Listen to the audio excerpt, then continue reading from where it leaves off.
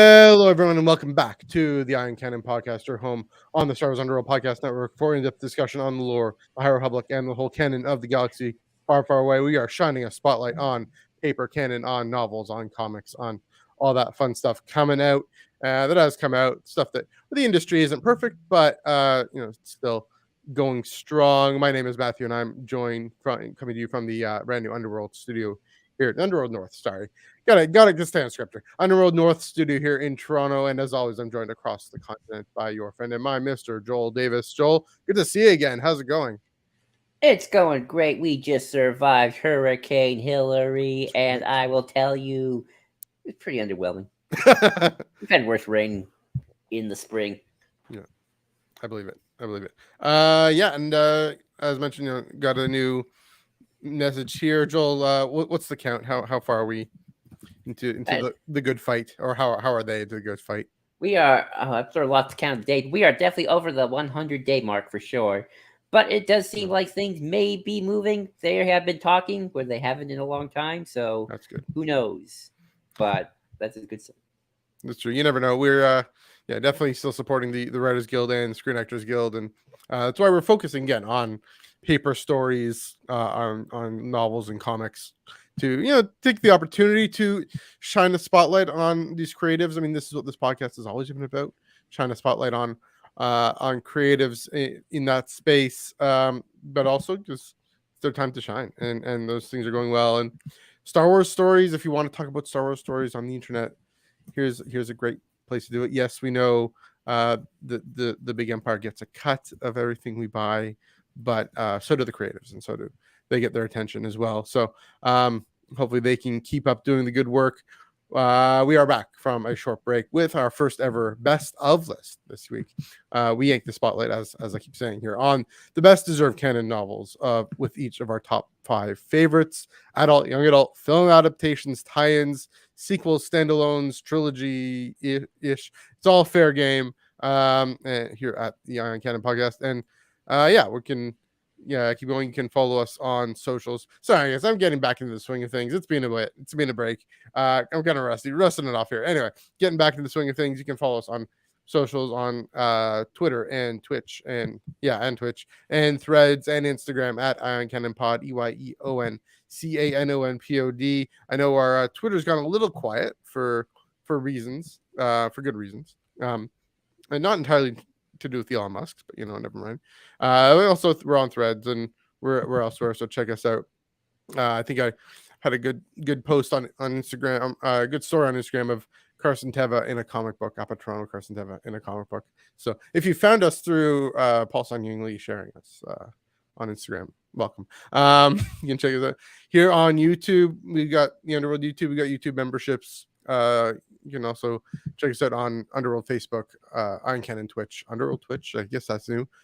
Underworld Twitter. Iron Canon Twitter doesn't seem to be working the StreamYard integration, but thanks for checking us out there, following us there, and of course the Discord.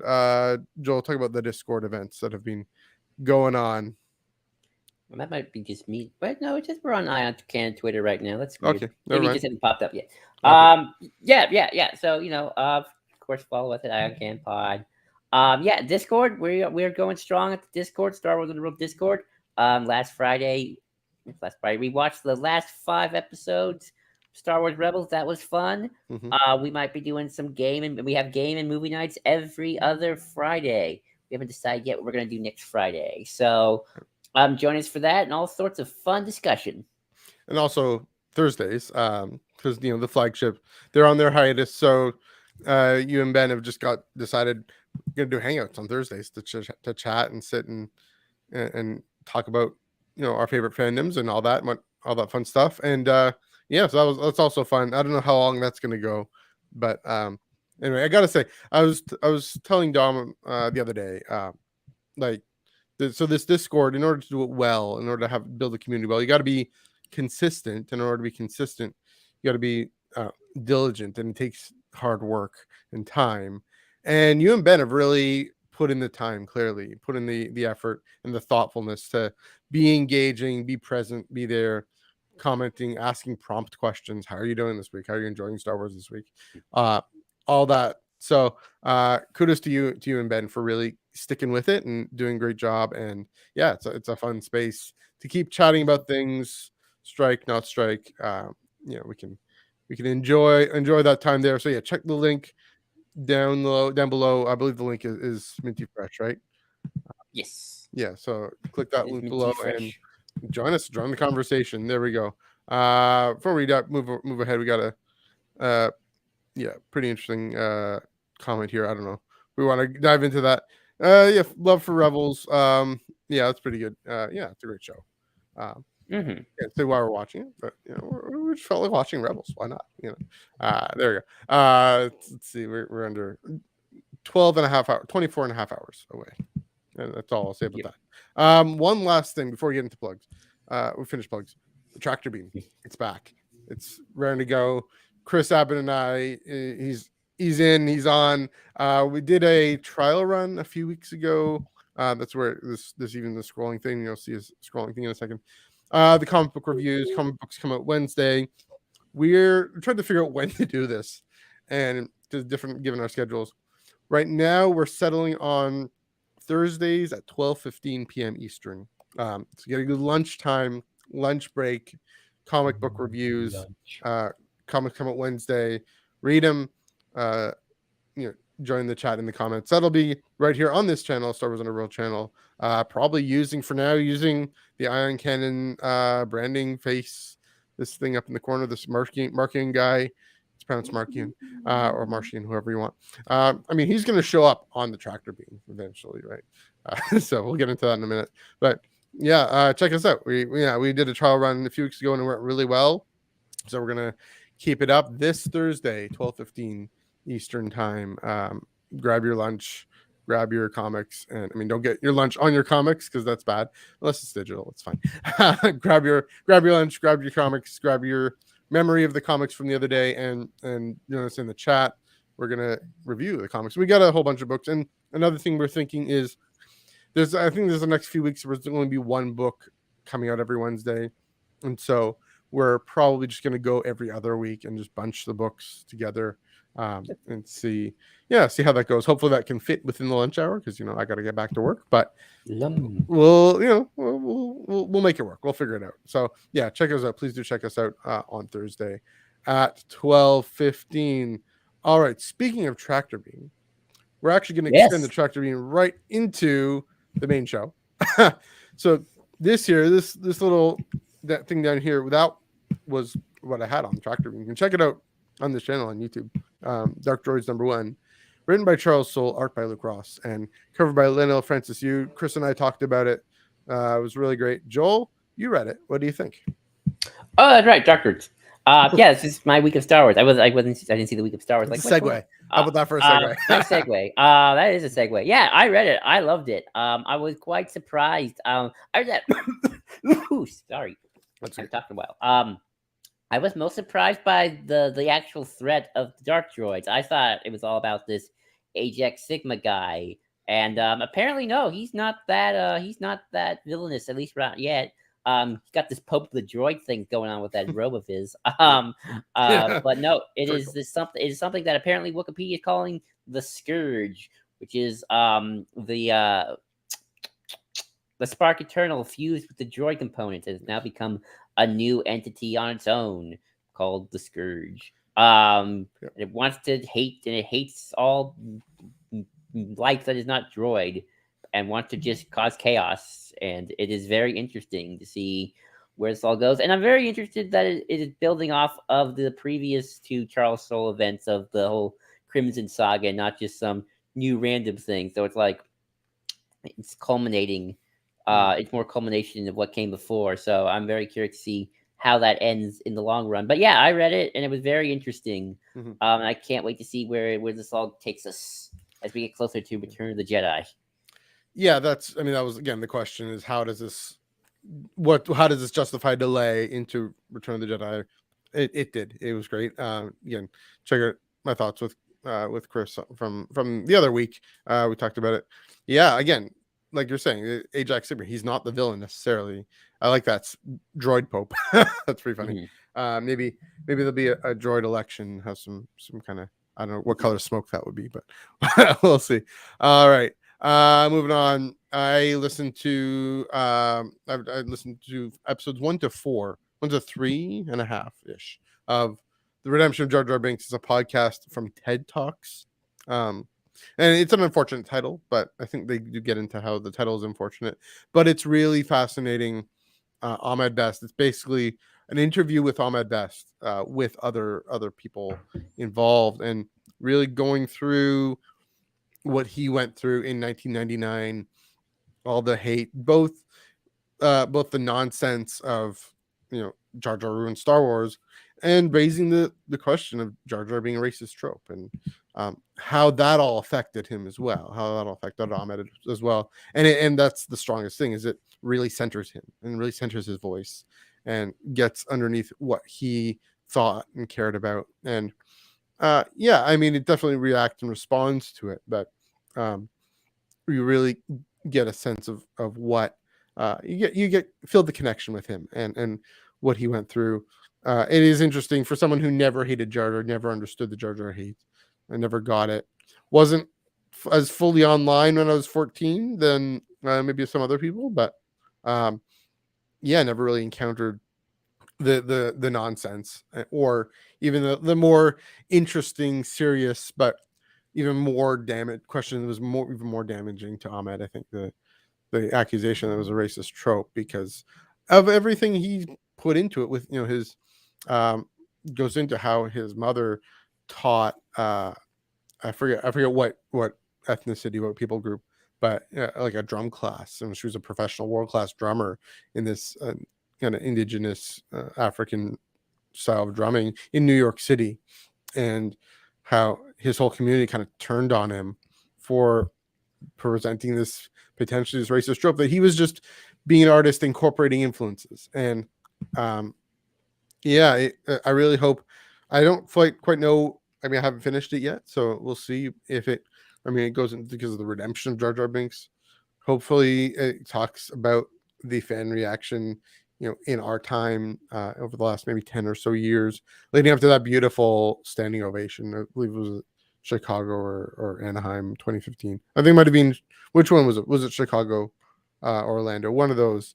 Um, where he got the standing ovation, that celebration, because everyone loved him. And whether or not you love Jar Jar, no one deserves to go through that. No one deserves to experience what he experienced. And so um, you know to say, I will say, does go into questions of mental health, naturally, if you know his story.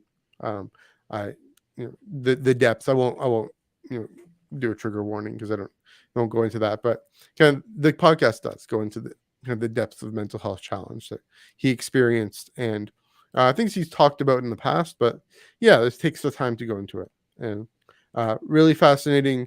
I think it's one of those great real world looks at Star Wars as a thing in the real world, in our actual existence, that this cultural artistic artifact that has these fan communities, speaks to our society, speaks to the damages, and exposes the cracks in our society. And so yeah, and just the voice of one artist, real person. Ahmed Best is a real person in the real world, and this really affected him. And yeah, it's gonna make me love Jar Jar even more. I already did, but yeah, love it even more. Joel, have you gotten a chance to check it out yet? No, I mean, I've always known about the racial stereotype thing, and I think Hmm. that's a discussion Yeah, for definitely the community to have. And we as white guys should say, oh, you're true. being, you shouldn't be like, oh, you're not being over dramatic. I think we should listen to that aspect of it for Hmm. sure. Like there are lots of racially probably questionable to outright insensitive things in Star Wars in general, Hmm. which beyond Jar Jar. Um, Yeah. which very people have brought up in the past, and we should listen to it. Mike Chen Uh, bringing up the Nemodians. That was really good. oh Very yeah, true. yeah, big one right there. Yeah, I mean, as for the Jar Jar is stupid because he does the fall on his head and goes ow. That's I've never thankfully encountered that when I Yeah. was growing up. I feel like I heard about it, but I feel like I didn't care. Yeah. It's always more the racial stereotype thing that's like, okay, that's something to Yeah. not just dismiss as, oh, you just hate the prequels, shut up. Dumb. criticizing my childhood thing. I mean, plenty to criticize about the original Star Wars 77. Sure. On those sorts of fronts as well. But yeah, that does sound interesting. I haven't had really a chance, but it sounds very good. It's good to see that stuff talked about. So,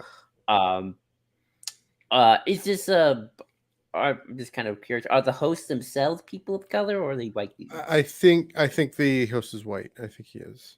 Okay, well, I haven't looked it up, but like you can tell with his voice and accent, it seems likely at least. So, but I mean that Ahmed definitely is open to the conversations about it, right?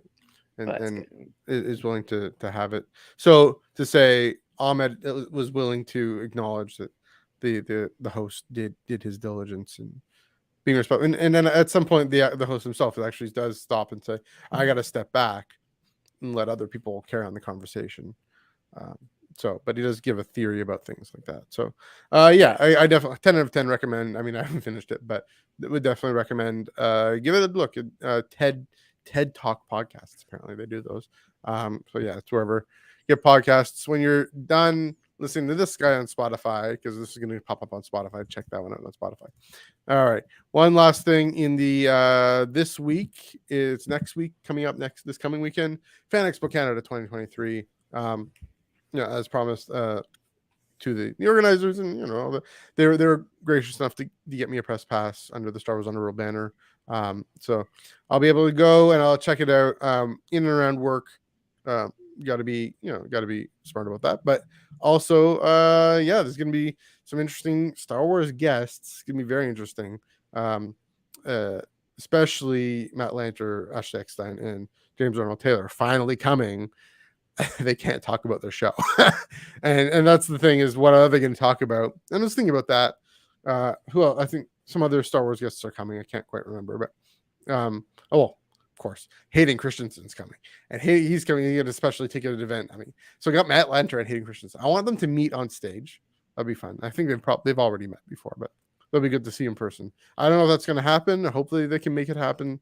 I know I saw Ashley Eckstein and Hayden Christensen meet on stage in Anaheim. Hopefully that can happen too. Again, here's the thing. I was thinking about what can they talk about. I mentioned with Ahmed Best, we have a relationship with Ahmed Best. It's a celebrity fan relationship, but we have it. We just saying it was interesting hearing about his own life and his own story. That is fair game to talk about, right? Their own experiences in life. Maybe not so much experience. What's it like to film this? What's it like to do this? Giving attention to the studios. But I'm sure there are other parts of their life that would be interesting for us to hear. For us to hear Ashley, James, Matt, and Hayden talk about. And so definitely very curious. Obviously, they're also probably going to talk about the strike itself, get into their perspective and why they believe it. I gather they all believe it's necessary. Maybe there's some nuance in there. I don't know. Michelle Hurd, she's in the other Star franchise. She is I believe the LA vice president of the Screen Actors Guild. And she's billed not because of her role in the Star franchise, but because of but as the LA vice president of the Screen Actors Guild. And so she's going to talk about the strike. That is for sure. And so looking forward to hearing what she has to say. Looking forward to hearing everything. Of course, all the cosplay, all the fun stuff. There is going to be a display. It kind of saddens me because there is going to be a display there of a show that I want to take the photos and I want to post them on Instagram and I want to talk all about it. It's dropping in just over 24 hours. Yeah, 24 hours. I want to talk about it. You can, but I can't do it. I can't, and I could, but I won't. You can on your personal stuff.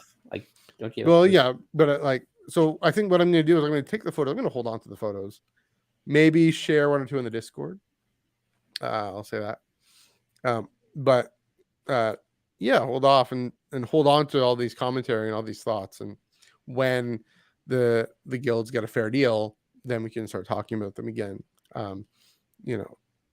We're gonna contribute. We got to bury the coverage. Frankly, it's just what we got to do. But at least in person, I'll be able to experience that and come up close and maybe touch some artifacts or who knows what. See things that are there that I've heard that might be there. So that'll be fun. The most important thing with cons, the most important thing of all of this is hanging out with friends, being with people. If you're ever at a con, go with friends if you can. I highly recommend. Well, I more than highly recommend it. You get what you get out of a con what you put in. Just like with all of life, you get out of life what you put into it. Um, especially connections with other people. So it'll be fun to hang out with friends, even friends I see all the time, friends I don't see all the time. That'll be fun. If you're at Fan Expo Canada and you see me, I may be wearing a shirt like this. I don't know. Come say hi. It'll be fun. I don't bite. There's that. Also, Wednesday, look out for my calm before the con. That I might take some photos and show. I'll see what I do. But then just talk a bit more about my preview for Fan Expo Canada 2023. Maybe we have some other things planned. Maybe some lives on the floor. Not necessarily lives, but pre-recorded on the floor. We'll see what else we end up doing. And then next week, next Monday night, I will come back because we're back. Iron Canada's back, guys. I'm gonna talk about Fan Expo just as a retrospective. What did they end up saying? What interesting? What stood out to me? And so yeah, cons. It's looking big. It's looking like it's going to be back to its former glory. This is the third largest con in North America, and it's my hometown, and so I'm always gonna go. I'm gonna enjoy it, and I'll let you know what I think and what happens. Joel, you looking forward to me hearing what I say? I don't know. Oh yeah, I'm curious to see what happens at Fan Expo. Like, what are they going to talk about? So yeah, I'll just be curious about that. True. It's also, well, I guess San Diego. No, San Diego was, they held off on, the strike was already happening, I guess, but they held off on the restrictions on podcasters. So this is the first con where there's restrictions on podcasters. There is a podcast stage. There's like a higher public panel that I should go up and introduce myself to the person doing the panel. That'd be interesting, but yeah, it'll be fun. It'll be fun to hang out and just to see, and check out Wednesday, and then goes Thursday to Sunday as usual. Fun times. Alrighty, moving right along. Just 2 bits of very quick comics news. Paper Canon news we're gonna get into. First off, Charles Soule teasing Shadows of Starlight in a tweet. He teases the book coming out. It's the bridge from phase 1 to phase 3. I think it's that year in between the fall of Starlight and the beginning of phase 3. I guess leading up to events in Tales of Light and Dark, the young adult anthology. And in a tweet he said, just did the letters pass on Shadows of Starlight #1, and holy heck, is this a good comic? I mean, it's Charles Soule, he can say that about himself, but he's Ibrahim Robertson drew the heck out of it. There's a reason the initials are SOS. Higher book fans will eat well with this one. Sorry, there's a bit of an image that he shares.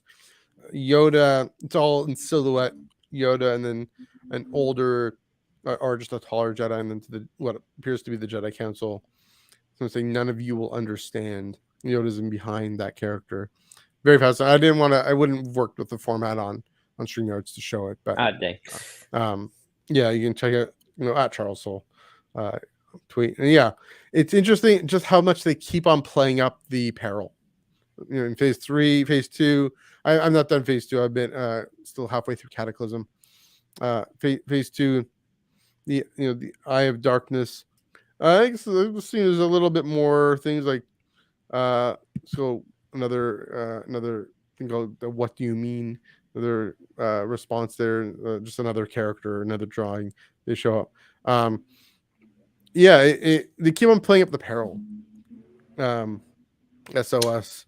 I mean, the fall of Starlight. Hopefully, it's characters being rescued. We'll see. We know Burry's back. We know Burry's fine.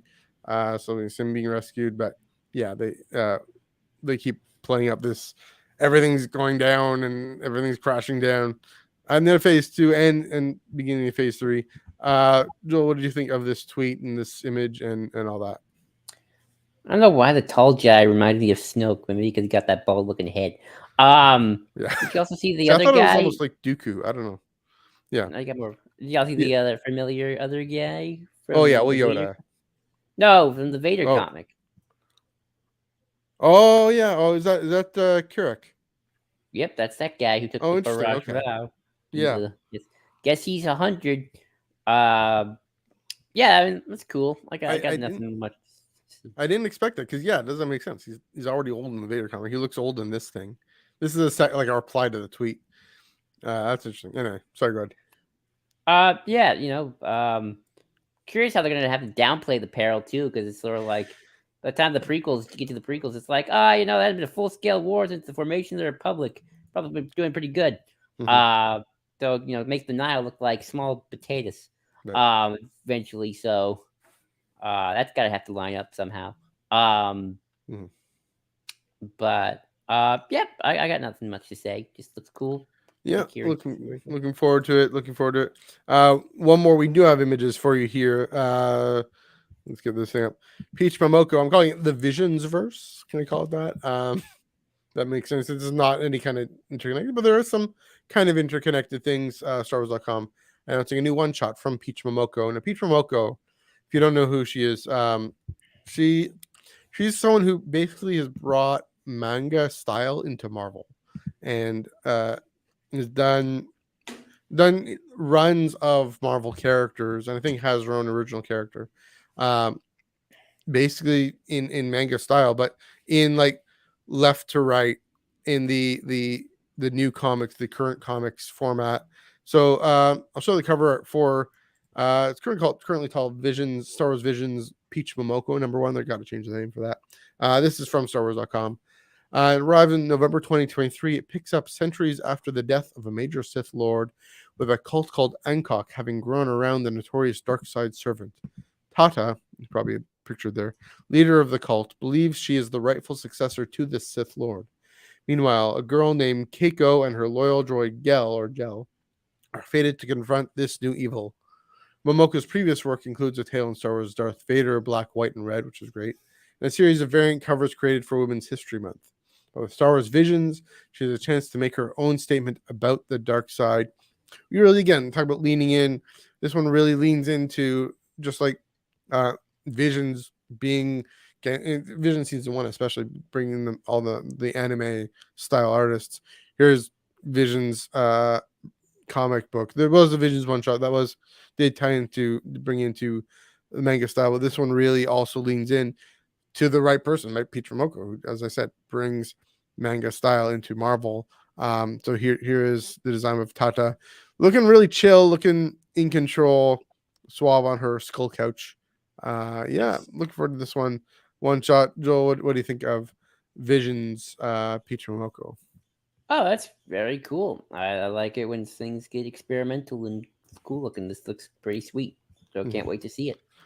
One thing I realized, we haven't had a Sith Dark Lady of the Sith much. We had in Legends, there's Xana, and I'm sure there's some others.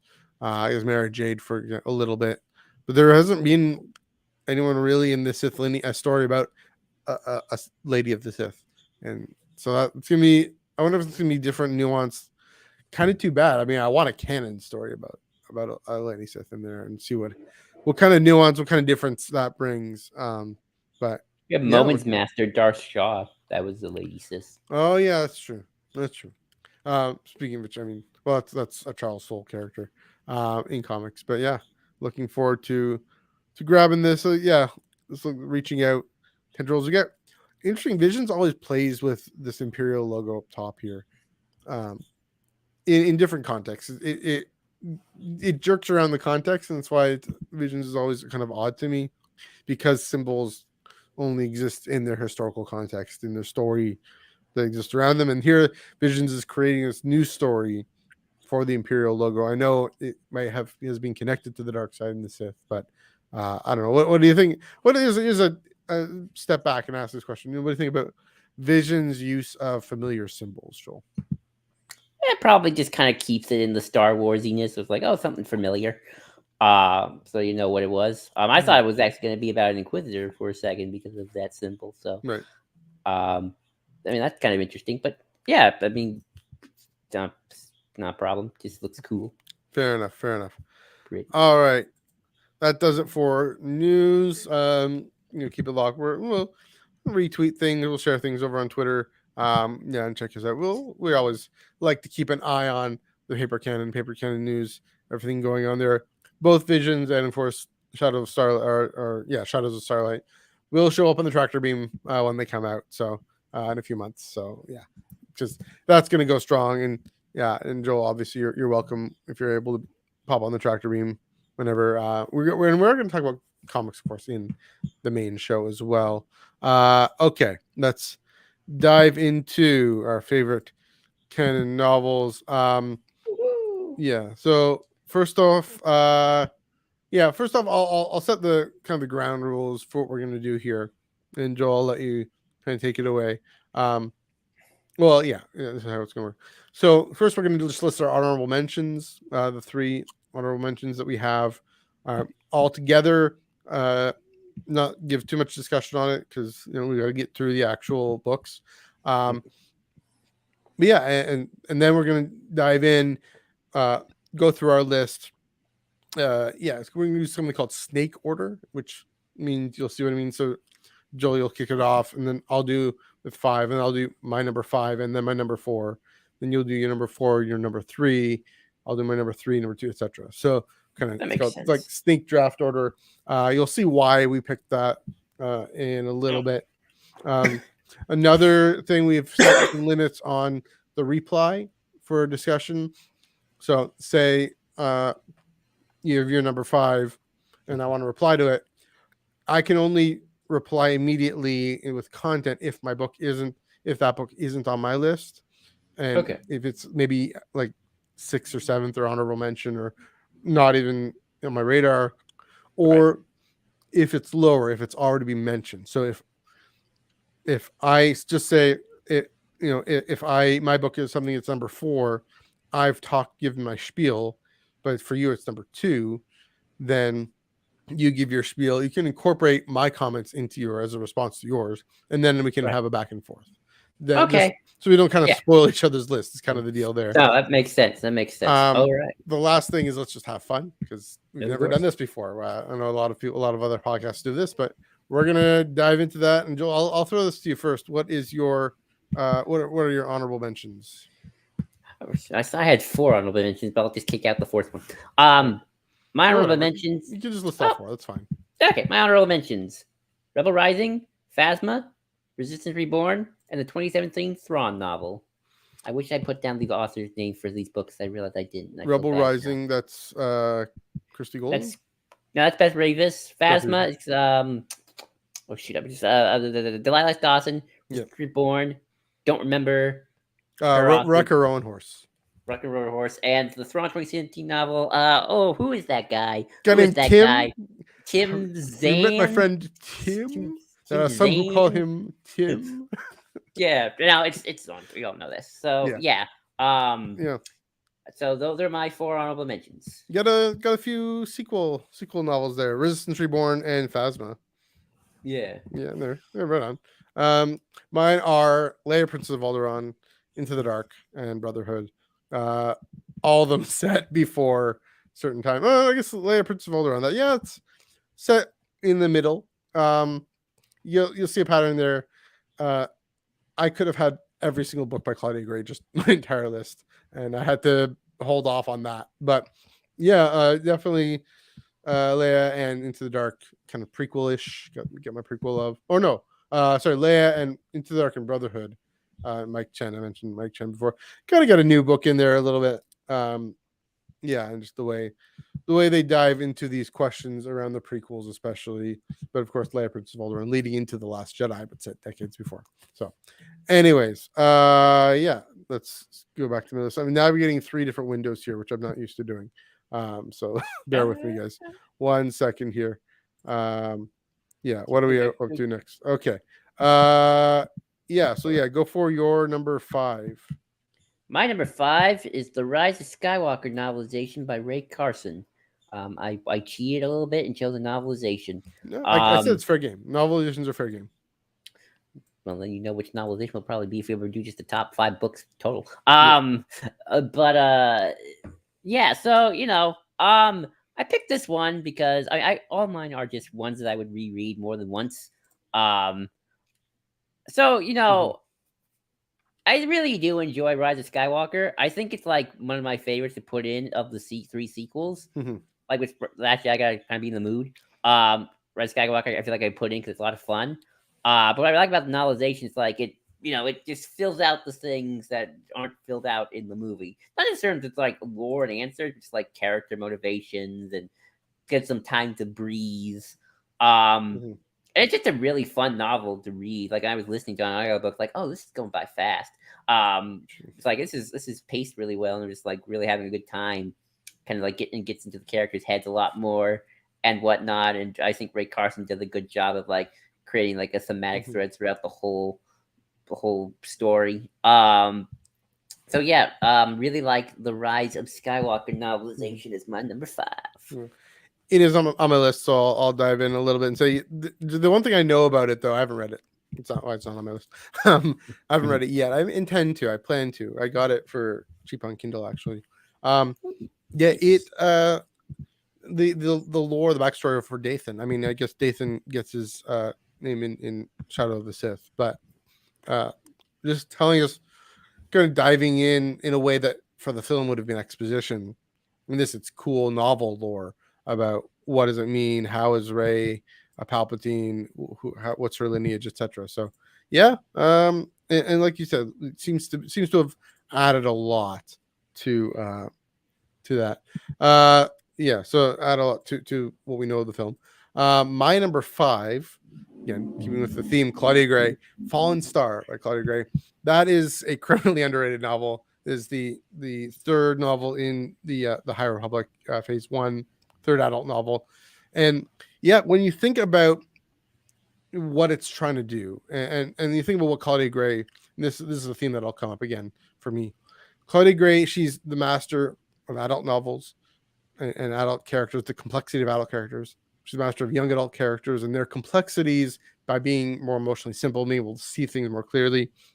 The way question about Jedi arrogance with Stella and Elzar not being able to trust. I mean, I just remember this point scene where they don't even think of trusting all the civvies in the dock there to help get everyone up. They're like, we're the Jedi, they have to save her. And Bell's like, no, I'm going to go ask their help. I'm going to go actually get them, round them up and say, hey, we need your support here. We need your ideas and your creativity.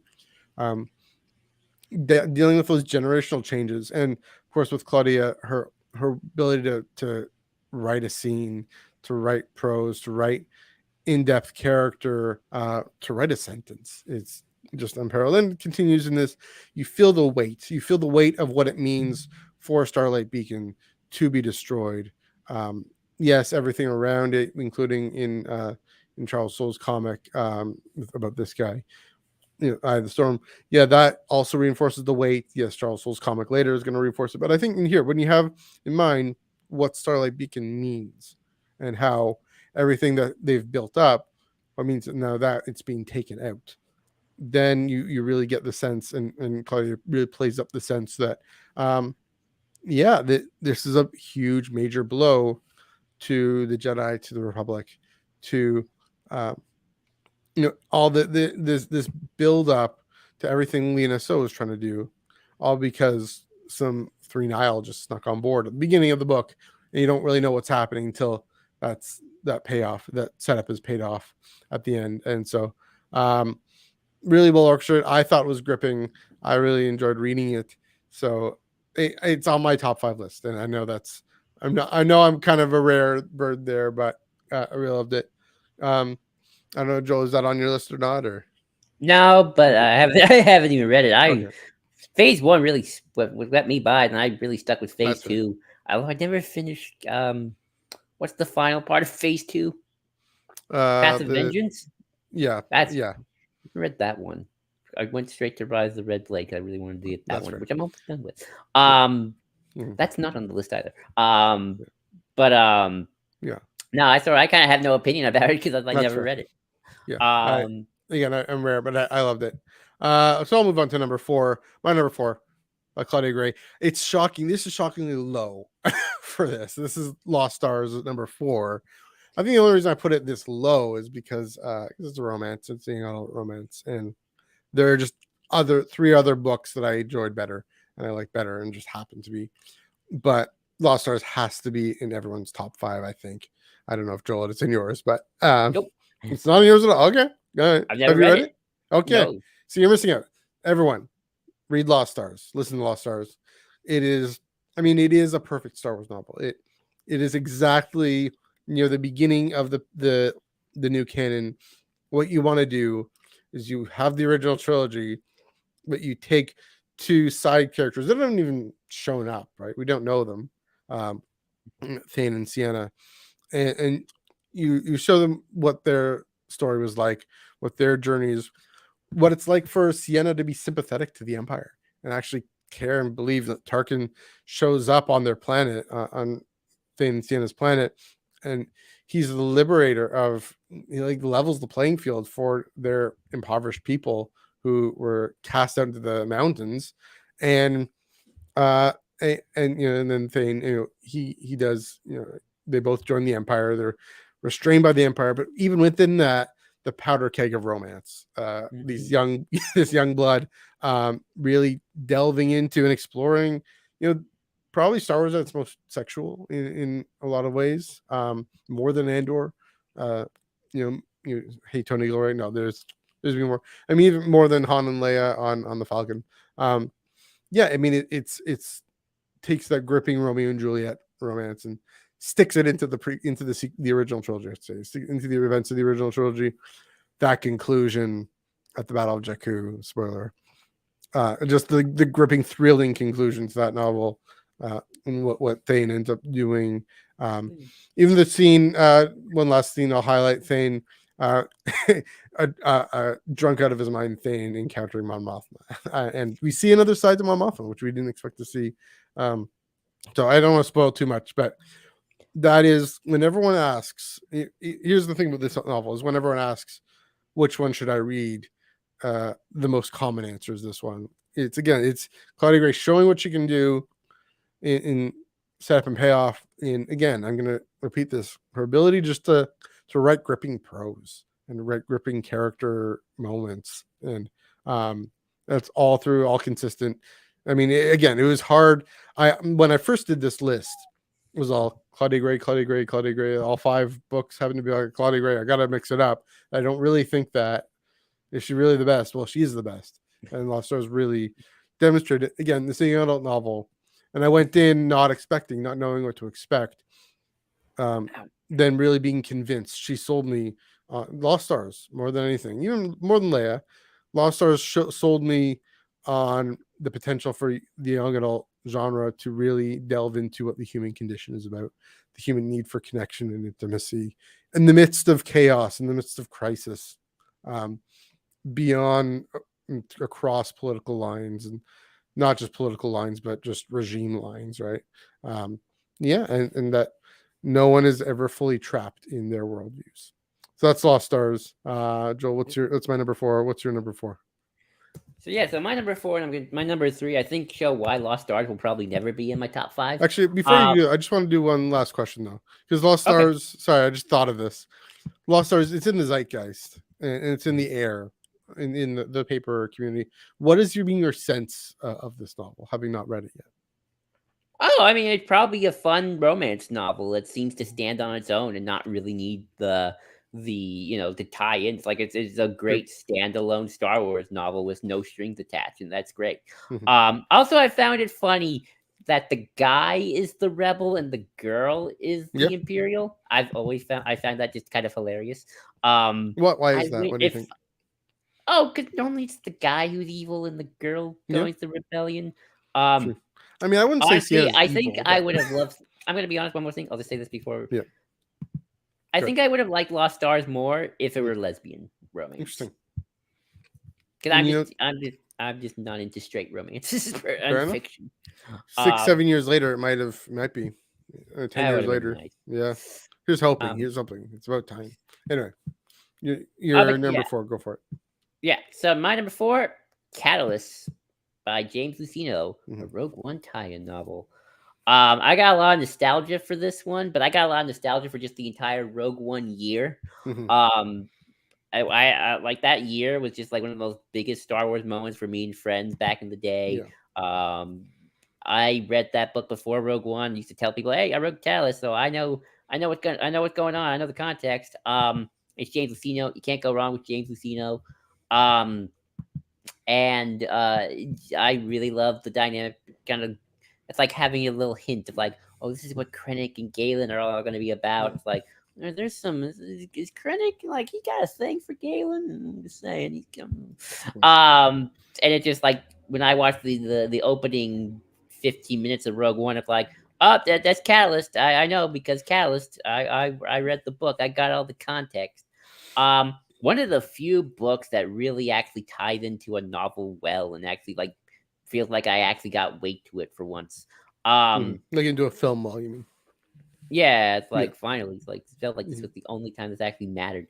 And I know I like the politics about it, the internal bureaucracy of the Death Star, that sort of thing. Tarkin and Krennic and Pestige all kind of bickering over who's going to control this thing, and poor Galen's kind of in the middle of it. But yeah, I love this book. This is a good one, especially as a Rogue One fan, and it's a great read to read before Rogue One. All right, and your number 3? Oh yeah, my number 3. This is probably gonna raise some eyebrows for some people. Aftermath, Empire's End. I love the third Aftermath book, and this is the reason why I don't think Lost Stars will ever be on my top 5. Maybe, well, maybe like my number 6 if it's really that good. And I'm gonna come back to this when I get to my number 2 and number 1 because this is really a showing. Yeah. I have this thing where I notice a lot of early new canon material very much is very limited on the world building side of things. I think Lost Stars is a better example of like, well, it doesn't really matter. It's building off obviously the original trilogy, and a little bit of what they were given for before the Force Awakens. Lost Stars before the Force Awakens, right? Lost Stars is during the original trilogy. No, it's did it come out before 2015? Yes, I believe so. Yeah, it would. I think so. I think it's part of almost the Journey to Force Awakens books. Yeah, I think it is technically, because I mean it ends with the Battle of Jakku. Spoiler. But that book works for me because that book, it sounds like it works for people because it has nothing really to do with world. It's it's a super character driven novel. Yes. But you can tell that they're still in the early thralls of this new canon. Like they're not, they can really only pick, here's the prequels, the 7 Clone Wars series, and the original trilogy. You can't really call back to anything. You can't really make up new battles. You can't really get into the weeds of things. And you see this with Aftermath 1, where they're like, they can barely, have to kind of squirk around things. You see with Bloodline 2. We'll get to that. But Aftermath Empire's End very much is like, okay, it's allowed to be a little bit more bigger. It's allowed to tell this Battle of Jakku thing a lot more fleshed out. Which is funny how Battle of Jakku is actually something that's been around since the beginning and now just finally got fleshed out. It's allowed to kind of set up threads that maybe paid off, have been paid off in some cases, or might be getting paid off. And we, and it's just, I think, this kind of my values are like, I love world building, and it's sort of like move things in books to stuff that are a lot more after a bunch of movies and shows have been able to come out, or you can tell have a lot more wiggle room. Unless you're the High Republic, then, you're building that world from scratch, but that's a unique position to be in. And I just love all the Imperial stuff in this book. I love Gallius's Rack stuff. I love just seeing the Empire just become more and more rabid.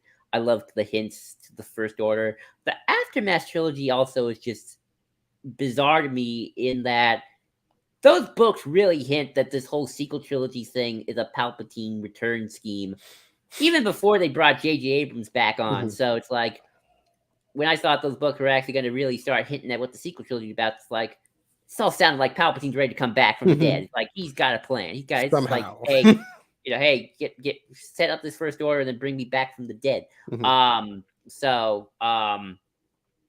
Funny enough, so that's why, ironically, Rise of Skywalker really fits with the Aftermath trilogy. But I love the speech Rax gives to the Battle of Jakku. And just it's just fun. I really like it. I know not a lot of people do, but I really just like this book. It's just Nice. kind of grand and big, and I really love it. So yeah. Right on. My number 3 is Catalyst. And kind of a lot of what you said, picking up a lot of what you said. It's the perfect tie-in novel. It's Mhm. what they thought tie-ins would be, because a lot of tie-ins are, we can't spoil too much. We don't want to say too much. We don't want to do too much. This one really dives into like it's. I mean, it builds the world um of the design of this or everything. I mean, really going to Geonosis and everything Mhm. with Poggle and um tying that in, that little flicker of a scene in Attack of the Clones, not even a scene, just a shot in Attack of the Clones of Poggle taking the Death Star plans. Krennic goes to Poggle and captures him during the Clone Wars, right? That's around that time, or that's just a few years after that. It ties up that loose end of It Poggle. really What happened to pulls Poggle? it really pulls everything together. It's one of those books that really ties the trilogies together, and that's one of my favorite things, is to see books that connect. I mean, like Later Princess of Alderaan does feel prequel-ish. Catalyst definitely has that prequel sense to it. I mean, again, it's large. A lot of it is set during the Clone Wars, and how that points to the Death Star. Yeah, I mean, James Lucena really I just remember it being such an easy read in a good way, and it's a very good way, very gripping, very much. I want to dive into this. I want to read it. I want to get back to it. I can't wait to look at it. And yeah, and like you mentioned, the dynamic between Galen and Krennic, and how, I mean, how, Galen trying to be the good guy, trying to do what's right, trying to just be an engineer, and actually trying to create sustainable energy for everyone. And how, we see this in Rogue One, but we see it even more deeply in Catalyst. That gets perverted to it being weaponized, like nuclear energy being weaponized, and the dangers of that. Um, Obviously, I'm in favor of research and development into sustainable energy with appropriate safeguards, and not in the hands of a despotic regime. But yeah, and also then of course Lyra and her origins as hints. I don't think it fully fleshes out if she's a Jedi or not, but definitely she's the moral core for Galen and for Jin. And Mhm. you see that again, all that leading in, even that one little flashback with Coruscant, you kind of, it has that connective tie to everything we see Galen working for the Empire, trying to develop sustainable energy through kyber crystals. And Mhm. yeah, it really built up. You talk about world building and character building. I mean, Mhm. that's is another consistent theme, is the best novels that can do both in Star Wars Mhm. can do that. So that's my number 3. Uh, Joe, if you want to yeah. get One into more Catalyst, comment. go for it. You mentioned that the problem with a lot of these tie-in book is that they couldn't Mhm. kind of had to be secretive about things. It's either that, or in Phasma's case, a book that I really do enjoy. Yeah. It's a character that they clearly have no plans for, because did all this build up for Phasma, and then Mhm. Phasma just dies in Last Jedi. It's like they don't even Yeah. go into her like her past or anything. There's kind of this, or it's kind of like what's going on with Kira right now. It's like they don't have any plans for her. So let's give her the books. But no, I agree, and I forgot about when we were talking about Poggle. Yeah, I mean that is one of the favorite things. I remember that whole moment of like, oh yeah, they tied up kind of that loose end that like never got really resolved. It's like they captured Poggle in season 2 of Clone Wars, Right. and then he didn't Revenge of the Sith. They never show him escape. So whatever happened to that? Like what happened there? They captured Mhm. Wat Tambor too, and he escaped, and they never showed that. But Yeah. and yeah, it's James Luceno, who was always a great prequel era Yes. novelist Well, back in his the time. great prequel. Yeah, he wrote some of the best ones, like No, Labyrinth of you wrote Evil. the best one. The Yeah, Vegas. Anyway, Labyrinth of go away. Evil, Dark Lord. Well, that's technically Mhm. post episode 3. I think Magic Stover is also really good too. Mhm. But Yeah. yeah, I'm a little sad that they never tried this again, and maybe with new Mhm. movies they'll try again. It's this really good tie-in novel, like actually ties into something. Yeah. Is it Uh, maybe the black box thing, or I mean, another thing we talk about a lot on this podcast is some of the best. I mean, the better novels, they just go their own way and do their own thing and extend their lane, even with new characters potentially.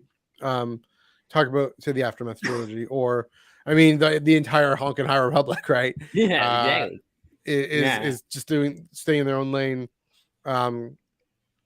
Connecting somewhat to the films or the shows or not, but not as tightly as Catalyst had to, right? Right. And so, Or try to. yeah, or tried to. I mean, that's two things I want to see them try again is a real tie-in novel.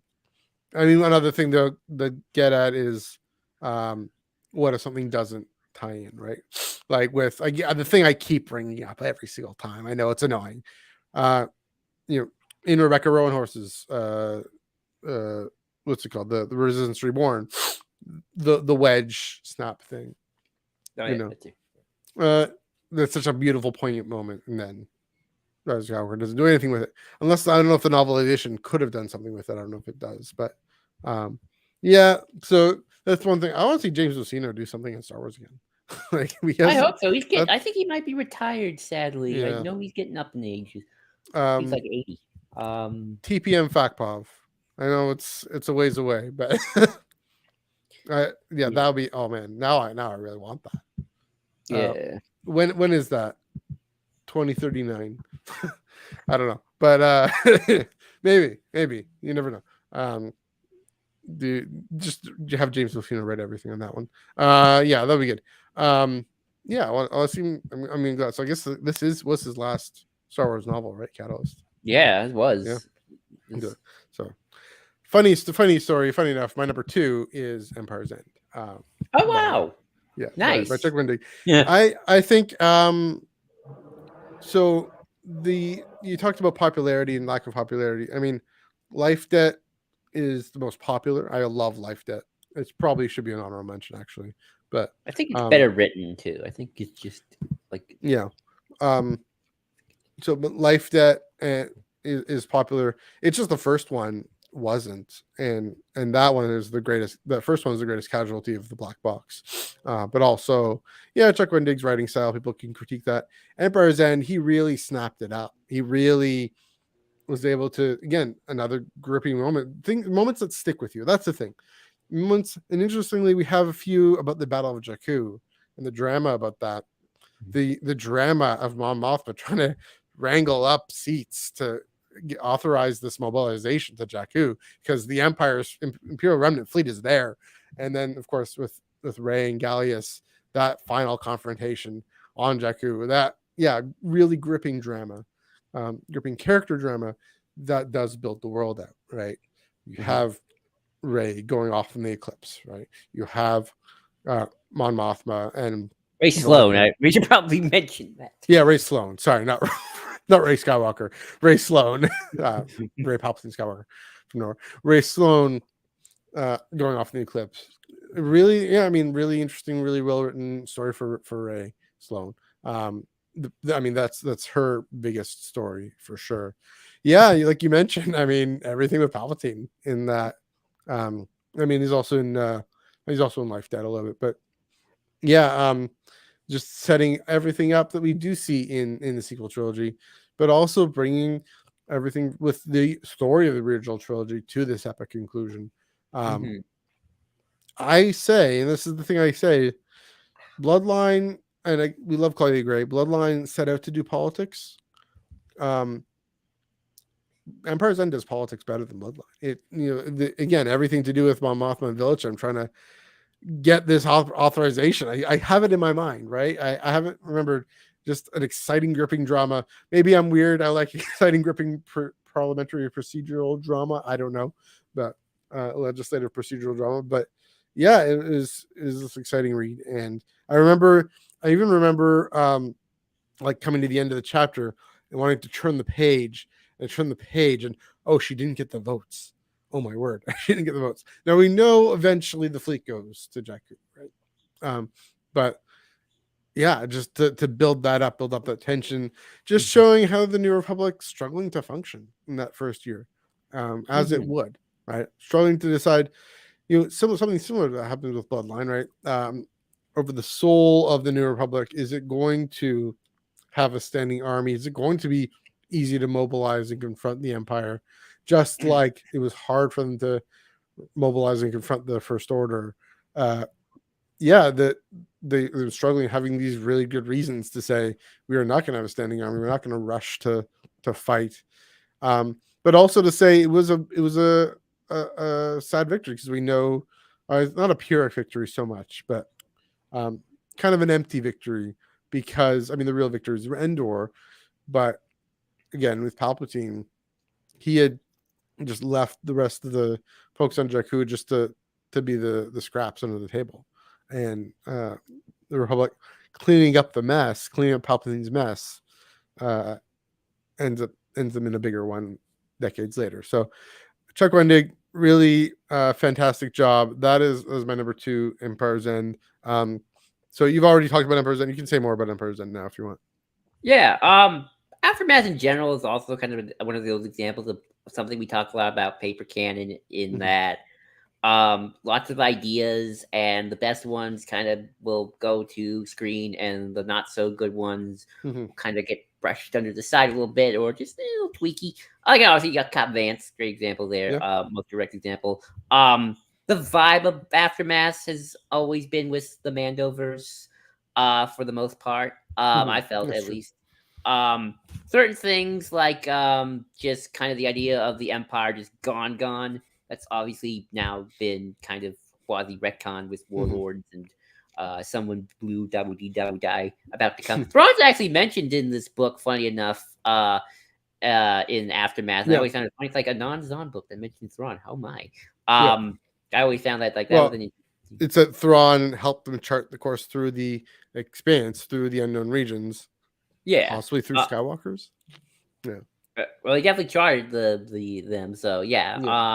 Yeah. I just found that was kind of cool. Like, oh, Thrawn mentioned that's not a Mm-hmm. Tim Zahn novel. That's Yeah. kind of cool.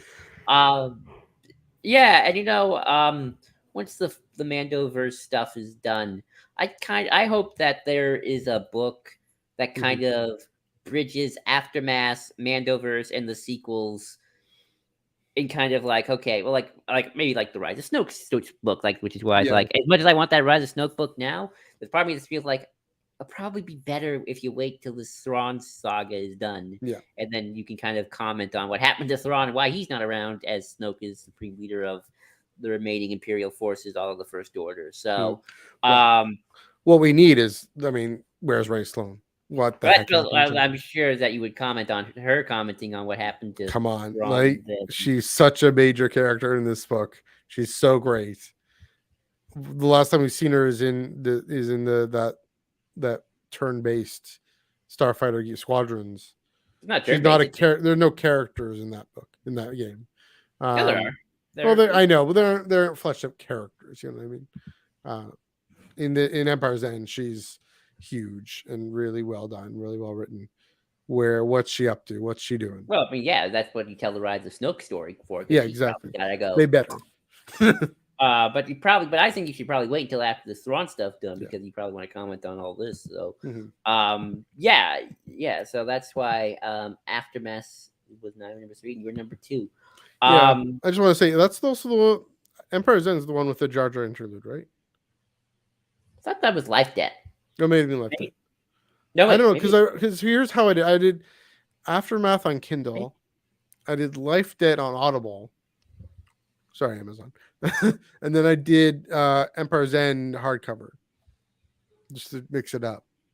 And so I feel like I remember seeing in the paper the Jar Jar interlude. So speaking of on my best, interestingly, just a little bit aside, one of the influences for Jar Jar was clowning, and so that he is this clown in Theed entertaining kids at the end is poignant and it's telling. But yeah, anyway, so that's my number 2. Go ahead with your number 2 and elsewhere and beyond if you like. Right, my number 2. My number 2 is Shadows of the Sith by Adam Christopher.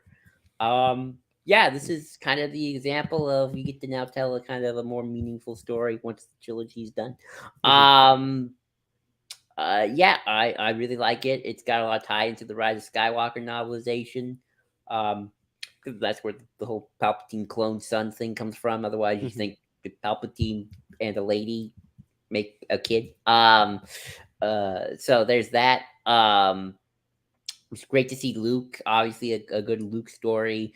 Lando is great in this story. This is a really poignant Lando Mhm. story, and it's really sad what happened to him, losing his daughter and kind of losing Yeah. himself a little bit. Uh, nice ties in with like Ochi and his adventures, and the Aftermath trilogy with the Acolytes of the Beyond, and the Viceroy Exum Shampoo. I don't remember his name. Yeah. That guy, that's his spirit dude. Yeah. That was cool. Um, and just kind of seeing a little bit of the galaxy. Obviously, there's probably still certain things they can't necessarily go into, like the Rise of the First Order and Snoke. My Mhm. guess is probably because the Mandoverse still probably wants to probably get tie into that a lot more heavily. Um, so there's that. But got some Captain Pride, so that was cool. But overall, that's certainly one of my favorites, and kind of poignant to see how Ray got on Mhm. Jakku, and it's so sad. Mhm. Um, so yeah, that's one of my number two. Yeah, it's not on my list. So I'll go for it. Yeah, it was surprisingly gripping. The Dathan, what's the mother's name again? Mirror. Miramir, Dathan, Mir- Miramir, and Ray. That family story. They're on the run, and this deadly secret, and how this tragedy of mistaken choice about letting her stay with what's his face, the guy who, Unkar Plut. yeah, Ankar, and thinking that they could trust him, which is, I'm in an odd choice, but you know, I accepted it in the moment because I mean they're desperate. What can they do? Um, Speaking of Jakku, I mean, there's Jakku is really showing up in this list, which for good reason. It makes sense. Yeah, and it was, yeah, the yeah the I mean the that Sith Lord, that was really cool. Again, really well written, really good character story. A little on the smaller side maybe, but um, it had this tall tale. It's interesting. It's kind of the closest thing to a Rise of Skywalker tie-in that we got. Pretty much, yeah. And then a Force Awakens tie-in. I mean, it was in a way, but It's and got it, all the sequels to a certain yeah, extent. all of them. It really did bring me back to those questions that we had around Force Awakens, right? About, I mean, they addressed them directly. Who is this Rey kid? How did she get on Jakku? What is Jakku about? Um, and so, yeah, it was a pretty good. I mean, it was again a tall task to answer these questions, things that from Rise of Skywalker that a lot of us are kind of scratching our heads about. Adam Christopher weaves his way, and it had to be a novel. It had to take the time. Again, I talk about novels taking the time to do things. I'll get to that with my number one in a bit. But yeah, I had to take the time to do things in a novel, to weave things away. I mean, even the Beaumont Kin and Laura Santeca, that stuff was fascinating too. I'm always into Jedi history and Jedi lore, and of course, yeah, you mentioned Kaiza, and I mentioned the Sith Lord. So, yeah, And really, tying really, into the Vader comics too with Ochi, I like how yeah, I love how Dathan gets out of of Exegol, where it was yeah, when Vader and Ochi came there that right. one day. And Good that's tie in very there. much, yeah. So Hmm. Yeah, um that um that was that's my number two. Um so my number one, here we go. This might surprise you given we've talked about it, but maybe not, maybe it won't. Bloodline. Bloodline is my number one Star Wars canon novel. you Um kind of teased that a bit, but go ahead. a lot of nostalgia for it. I think it's actually a really easy read. Like I Hmm. don't feel like I'm like, oh, this is too long or anything. Like this Yeah. is a really easy read. It's obviously our first real glimpse of the sequel era. Hmm. It's Leia centric. It's our first really glimpse of Leia and what she's all about. Um, I really love that. Love that choice. I love how this is sort of the start of Leia constantly dealing with her feelings about Anakin and how Hmm. she never really forgave him, and kind of rightfully so. Bail Organa is her true father. Our first glimpse of the New Republic before it goes kablooey. Um, you know, many years later. Um, it's funny how we talked about world building and stuff like that because and but yeah, this is definitely a book where some of the world building is a little obsolete, maybe, or at least just not doesn't quite mesh. I mean, they've done a good job with like trying to say this is how the centrist form the First Order. You know, the First Order now is more of an under regions thing. The Centrist Worlds is more like a front. And also there's just sort of that whole New Republic had 30 years of peace after Battle of Jakku, and it's pretty much good times, and really a lot more happening in between those 30 years now.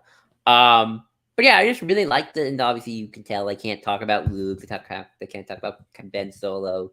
They get like one mention and that's it. But I love seeing Han, I love seeing Leia. Sort of like, yeah, they still love each other. You know, they're still happily space married. It's like people always act they got divorced the next day. It's like, no, they had 30 years of marriage. It's more successful than most marriages these days, people. You're lucky if you have that long. Yeah. So you know, before Kylo Ren kind of destroys it all. It's a fun read. Got to see Starfo. He's an interesting character. But yeah, I got a lot of nostalgia for this one. This is one I I used to go back to quite a lot. It's an easy read. It's a good character piece. So yeah, that's Bloodline. That's my number one. You know, Bloodline. I'm just thinking about this now. It struggles with. It suffers from two things. I think it suffered with. You mentioned the black box, and some kind of wonky things about the napkin bombing. That was Rian Johnson thing that he only slightly alludes to in The Last Jedi, very implied with Kylo's kind of run on the ship and how he pulls back because he senses Leia there. The implication we still don't know who sent her that note. We assume it's Ben, but might not be. So is that also? I mean, I went into it expecting the level of politics that Empire's End has, and expecting even the Queen's Peril, Queen's whatever the one set during the Phantom Menace, even the legislative maneuvering there, and certainly from Darth Plagueis, that kind of level of political intricacy, and it doesn't do that as much. It does make up for it though, for sure. I mean, Leia as a character story for Leia. Claudia Gray is the Leia author. I mean, Christy Golden did a great job with Princess and the Scoundrel, but Beth Revis. Sorry, Beth Revis. Sorry. And I mean, talking about Clarice Indian, she's appropriately annoying. I love how annoying she is. But yeah, it was. I think Claudia Gray, again, when she's done doing purely an adult novel, I mean, maybe again, this was just my expectations going in. If I had fresh eyes and said, okay, this is more of a character thing. This is more Leia and her relationship with Ransom, which is interesting. Again, literally across the aisle, right? Across partisan lines. Interesting questions about, like you mentioned, the populists versus the centrists, and how, like I was referring to before, the difficulty of having some sort of coherent government after a tyrannical regime that consolidated power absolutely in one person. And so how to actually build consensus and overcome divisions, but also, of course, with the populace, maintaining local authority, kind of going back to Rising Storm with Tia Toon and his concerns. So,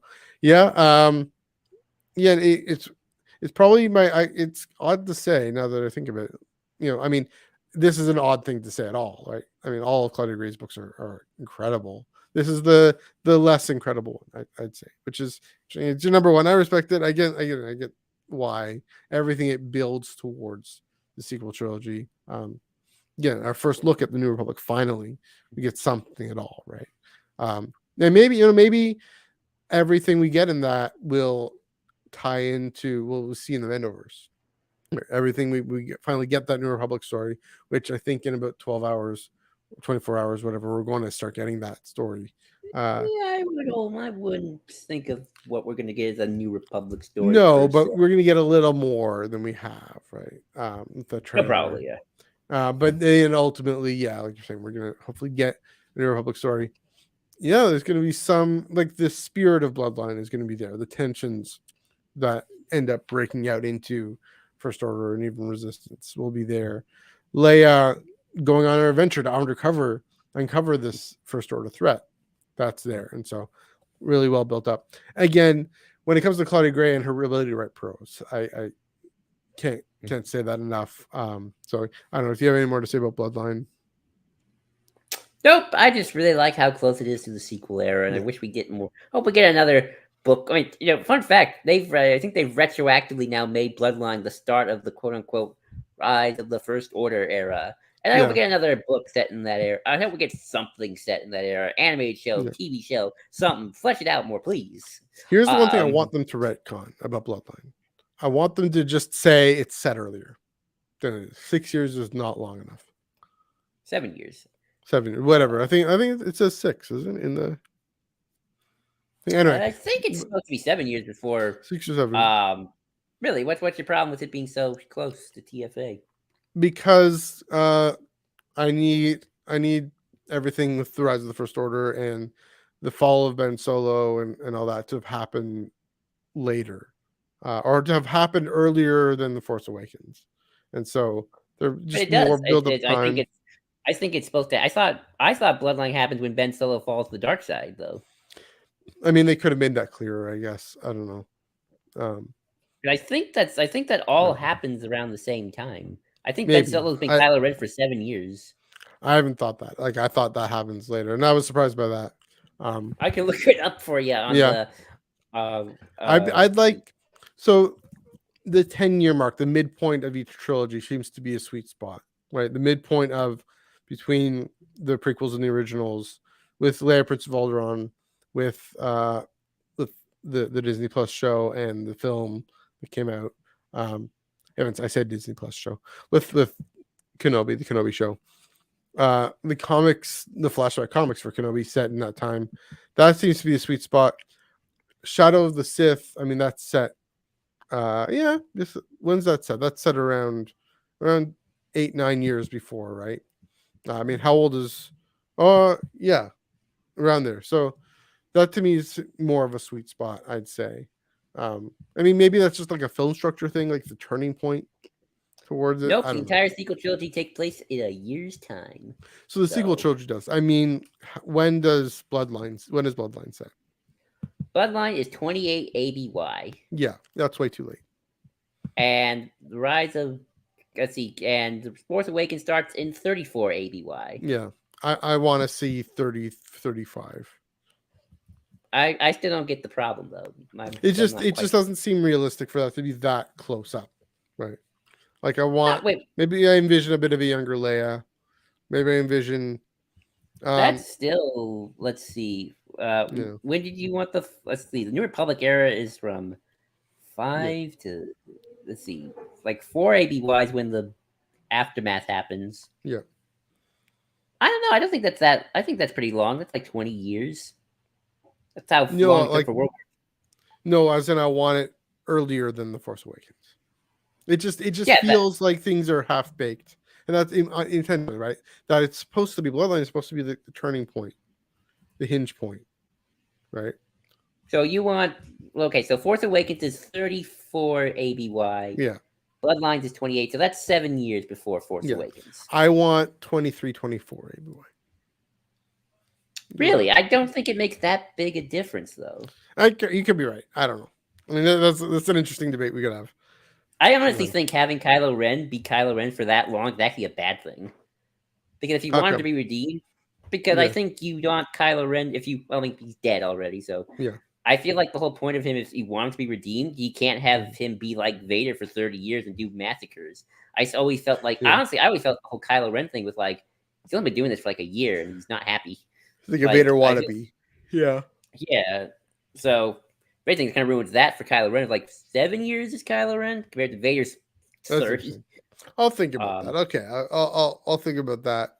It just always, it felt off to me. It felt, because it felt more tied into what's set up in the original trilogy. So I don't know. I'll revisit. I'll think about that, but I'm still not quite sure what the actual complaint is. Yeah, I'll have to think of what my complaint is. I don't know. It's more visceral. It's like I feel like what's set up here, and then what we see with the First Order having been so built up, Um, I mean, they have stuff on the go with the Amexine station and Well, everything. maybe I can help you with this one. Yeah, The First Order is already built up. They already got the supremacy and stuff. yeah, The centrist secession is just like a political front to it's their public, like the First Order has been private for like a couple decades, yeah. but this is their Okay, public coming out. Like, we're the First Order. We don't have any secret Star Destroyers or Star Clippers. No, we're just a cool neo imperial group. yeah. But secretly, they've had the Star Destroyers and the tech going for since the Aftermath trilogy. Okay, yeah. If I read it more as like not the hinge, but the intro. Right, like the This is First Order's about to kick into formed. high Like, gear. Yeah, Snoke is already supreme leader by I now. mean it's already called the First Order. That's true. Yeah. Like in the end ends with the rise of the First Order. Yeah. Okay. I mean, yeah, I should revisit it. Maybe I should read it again. Let's see. I'll say this. Yeah. It still might not. The book might not. I'm sorry, I'm taking so long on this one. Yeah, but no, it's worth it. But the book might not mesh because it was made so early and because they're still tweaking things. Yeah. So I would consult my Star Wars timeline book Yeah. to just make sure. And even then, there's still things that are not being fleshed out because we got we already know Hux is a thing by the time of Mando, which is 9 ABY, and he's got Praetorian guards, and so it might not mesh accordingly. Yeah. So that doesn't bother me too much. I mean, yeah, I mean, and also at the end of the day, it's a brilliant character story, especially with Leia and Casterfo, Leia and Ransom. And Ransom, even being a centrist, who's all, yeah, the Empire, they were efficient, they were evil, but at least they were efficient. Can the other things as a but I still hate Darth Vader though. Yeah, the other things as a legislator I can learn, even if Darth Vader pillaged, took over my planet, and all that. And then of course, yeah, everything with the lock of hair from Lost Stars and the message from Bale. Yeah, that was brilliant. All that, I love that. It's Claudia Gray. She knows how to tell a good story. Just some questions, some iffy things, but yeah, I'll revisit that. It's time to move on to my number one by Claudia Gray. If you've watched this channel, you already know where this is going. I've actually only reread a book once, a Canon novel once, and that was to do a podcast series on my old podcast, For Christ's Sake Anakin, on Master and Apprentice, and I did 5 episodes. I was able to just sit down and week by week and just talk about 5 different things, really just focusing on Qui-Gon, especially just diving into the depth of his ability to critique the Jedi Order and really to just questions around what does it mean for him to be a master who is at odds with trying to push the tradition forward, but also trying to push the Jedi Council forward, but be a master and have the responsibility of representing the Order throughout the galaxy. Question of, should I train Obi-Wan?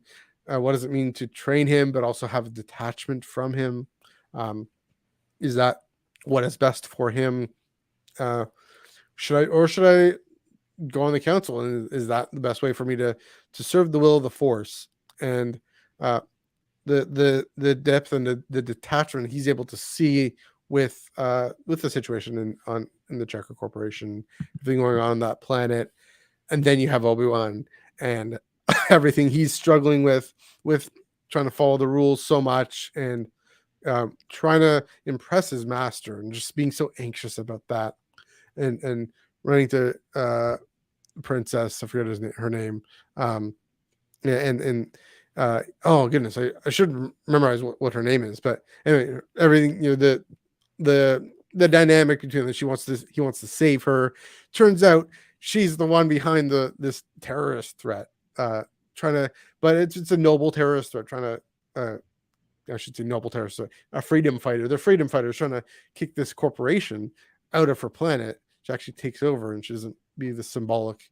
I'm just giving the synopsis because you can tell how much I love this novel so much, because, like I said before, Claudia Gray does adult characters so brilliantly well, does young adult characters so brilliantly well. When you bring them together and they're space wizards, and they're those space wizards at that time, raising the questions of the looming threat of the failure of the Jedi, and Qui-Gon trying to discern and figure out what he needs to do and how he needs to pursue the light, really at all costs, at the cost of his own sense, his own position in the order, and at the cost of any attachment he might have to Obi-Wan.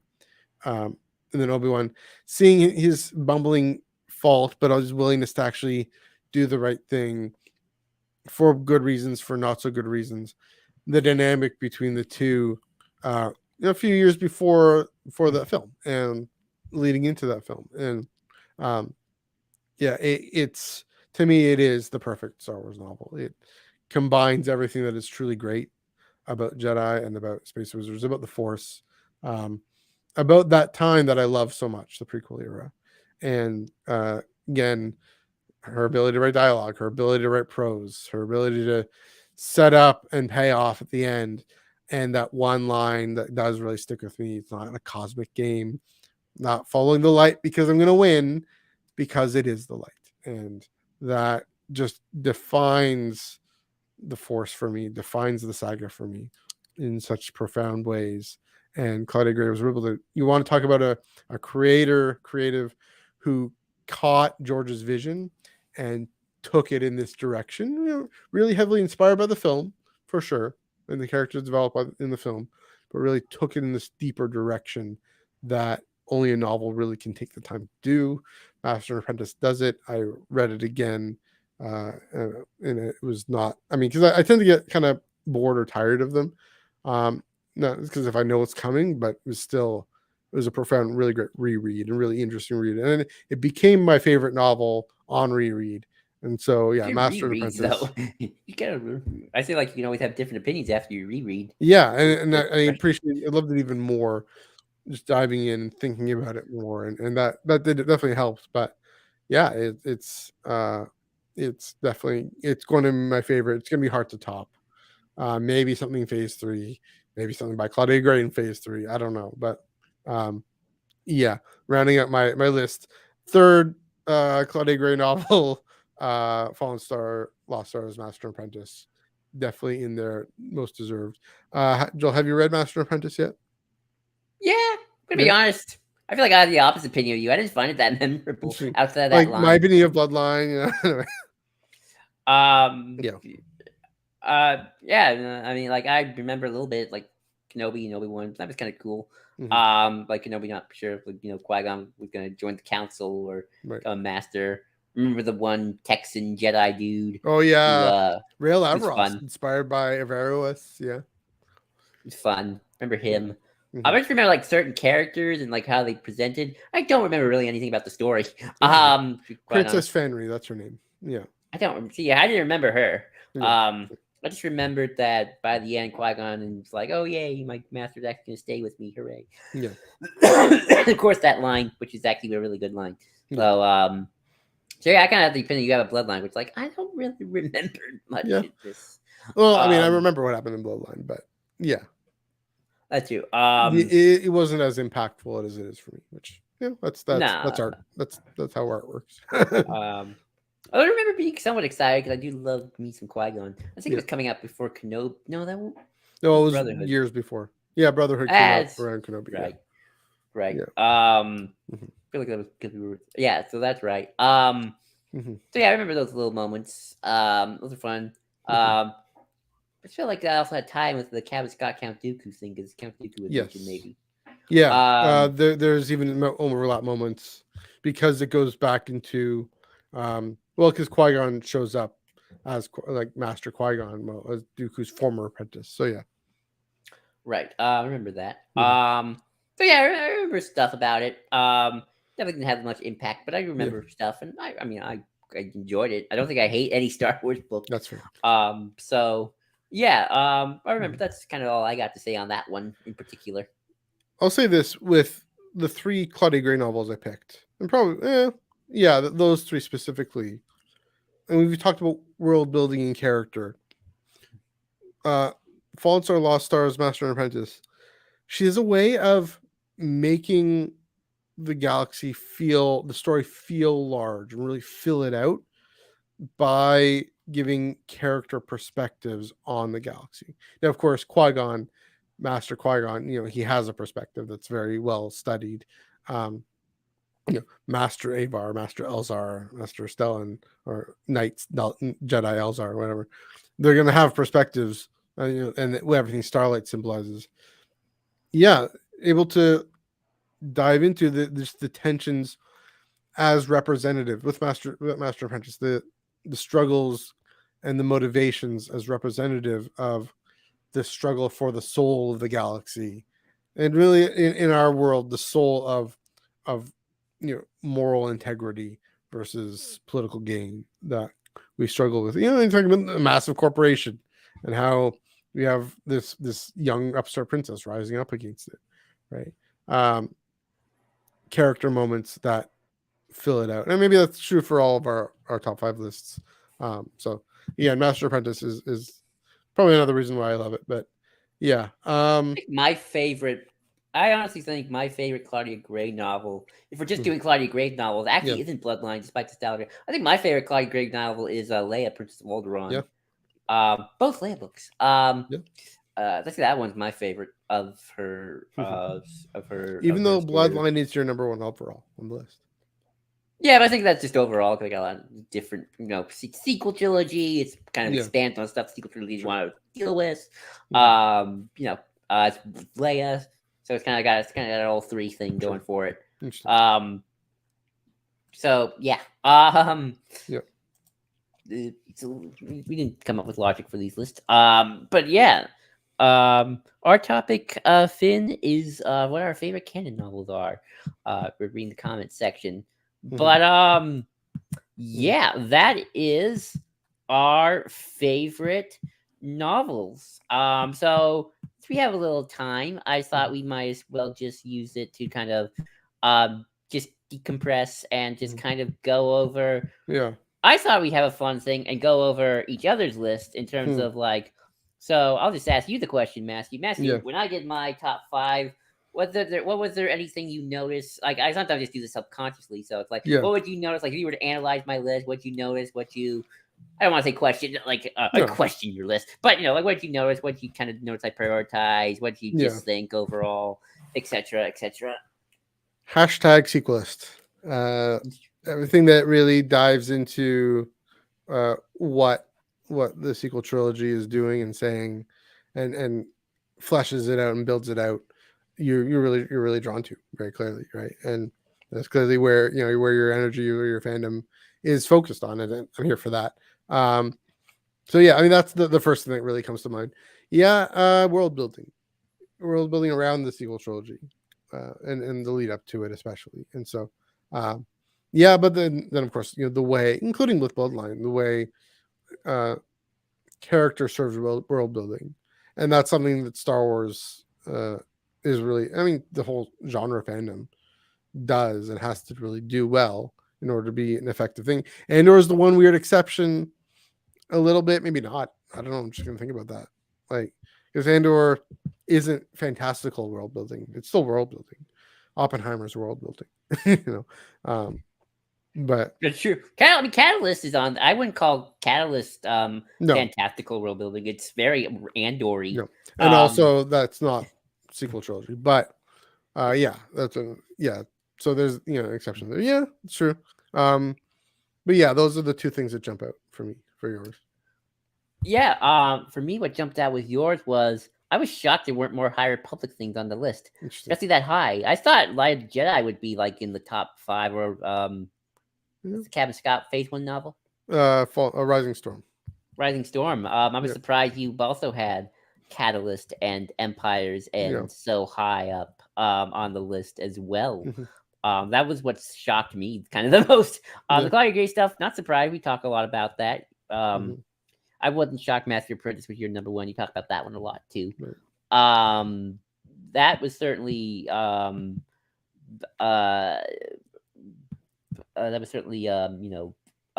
surprising. But those 2 in particular, like, oh wow, cool. I'm glad they also had, like, I think they could tell, like, we might have, you're more prequel. Well, Catalyst is very prequely. Aftermath Empire's End is unique, I think. Yeah. It'll Yes. have its fans. Um, I mean, but yeah, I think.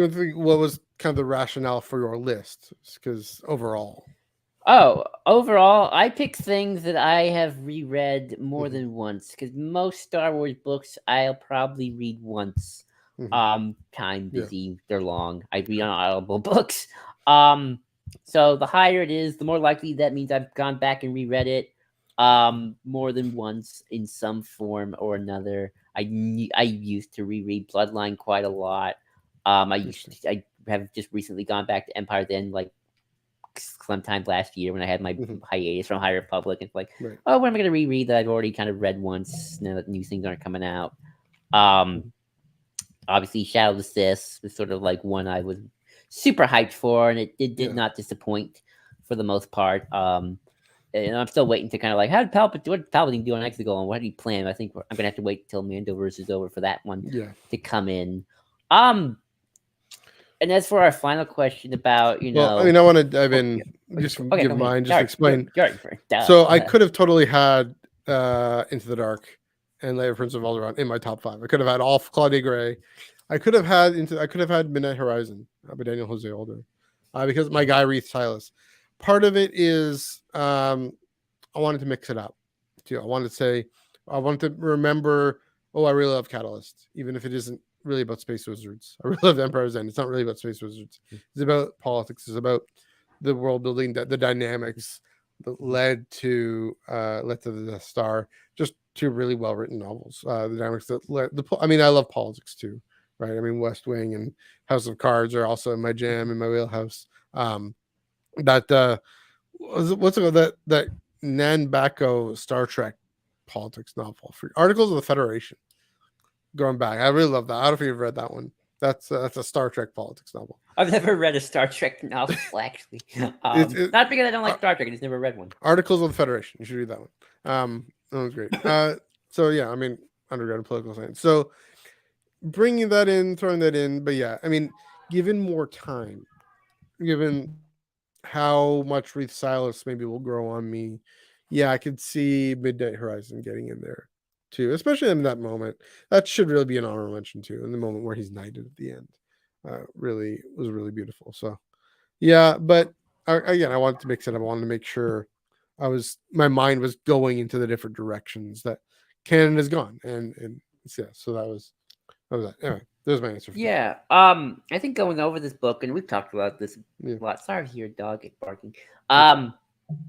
Yeah, I think it is kind of interesting looking at how, and this is something we could probably talk about in length in another time, is the Mhm. evolution of paper canon as the franchise has kind of gone on from 2014 no, I think 2013 when the new canon officially started. Yeah. To I mean, the changeover was 2015, really.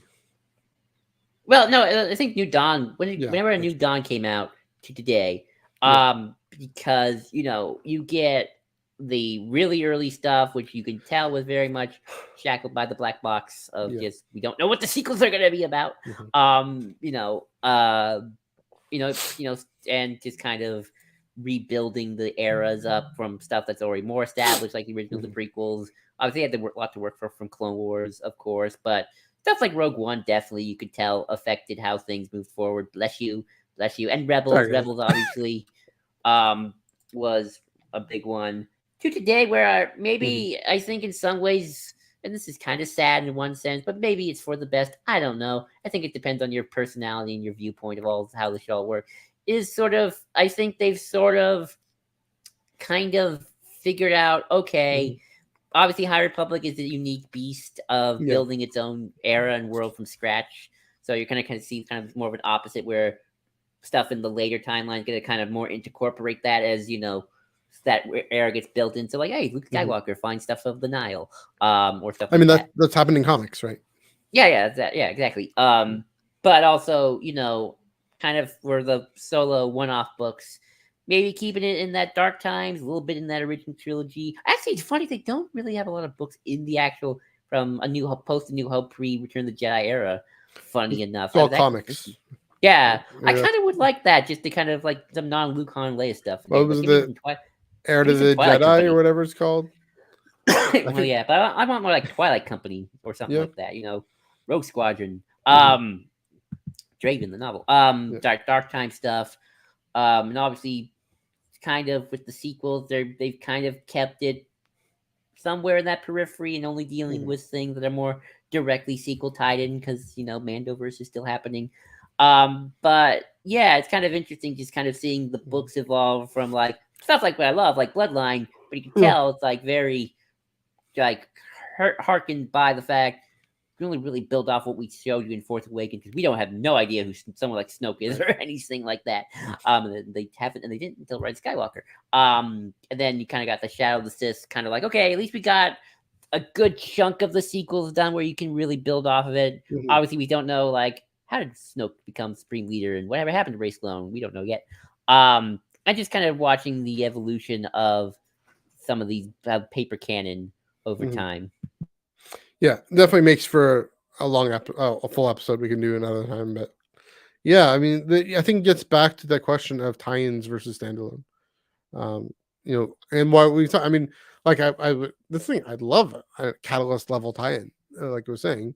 Um, it's been better just given the way Lucasfilm was working to let authors just write their thing and do their thing. And I mean, Claudia Gray, my favorite novel, is written characters. I mean, the character in the film dies at the end of the film in 1999, right? And dies at the end of the film in 1977. So we have their most of their story, and so that's easier just to flesh things out and do more with. Um, Yeah, yeah, the yeah, after well, film tie-in. Oh, go ahead. yeah, I mean, to do them afterwards, even. I mean, one of the things also is the rise of the streaming service and streaming series. Yeah, the films are coming back, um, and so maybe that gives more room because they have done zilch nada in terms of tie-ins to streaming series at all. We kind of had hoped there'd be one, maybe for the Mando series, for the one coming out in 24 hours. Um, we kind of hope they would do something, but they just haven't done anything. And I think part of that is because, like a novel, a series can take the time to do its own fleshing out, as opposed to a film doesn't have that time. And so, uh, yeah, that's part of the. I'd say that's probably the biggest thing, but also the Mhm. black box, and just wanted to keep things under wraps because, yeah, we see what happens when things are hamstrung. Um, but that's just it. I mean, Catalyst again. I go back to this, and I talk about my opinion of a book being changed. Jumping into that, Catalyst is again the perfect example of how you can really talk about a character. You don't have to have read Catalyst in order to enjoy Rogue One, but it really does help. It really does add a lot. That it just makes for. I mean, the thing I talk about, it makes for a different experience. You kind of have the Oh, sense of who these characters are. Again, I don't know, how much Gareth Edwards and Tony Gilroy are bound by anything that happens in Catalyst. Um, it's better. I don't know how they would do this in terms of production wise. That's another problem, is for them to finish the film, let the author watch the film. I don't know, release the book, and then release the film. But then the timeline is too tight. So maybe, I I mean, heard they maybe, gave James Lucino scripts as they changed things, yeah. and And I James just Lucino was don't think tied they'll to do what they that were doing. anymore. That's the Yeah. thing. So, Or I mean, a better option would be to say this will be a tie-in. It's going to come after, yeah, but set that me free. Shadow of the Sith for you. Yeah, yeah. Um, In a way. I mean, who knows how long that's been planned for? That's been hoped for. I mean, I guess Adam Christopher could tell us, but um, yeah, it's a tricky question. So the simple solution then is just again pick a character where spoiling doesn't matter, and building things up.